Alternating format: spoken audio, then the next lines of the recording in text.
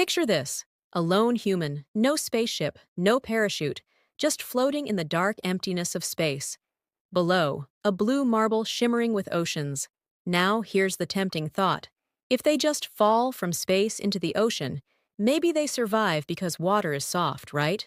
Not so fast. Space isn't like a really high balcony, it's an entirely different game. First, they wouldn't actually fall straight away.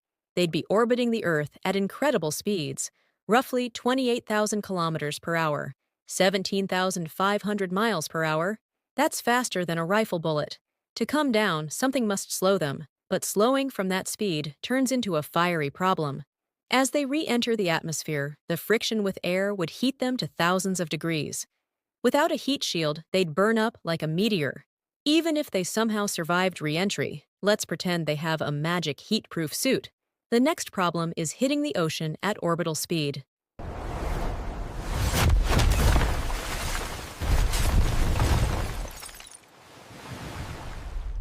At that velocity, water is no softer than concrete. The sudden stop would be instantly fatal.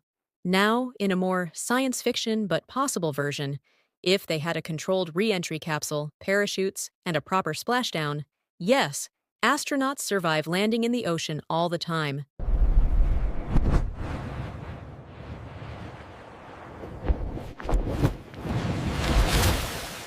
But the romantic just drop from space into the sea idea? Nature says no. It's not the water that kills you. It's the space, the speed, and the physics conspiring against you.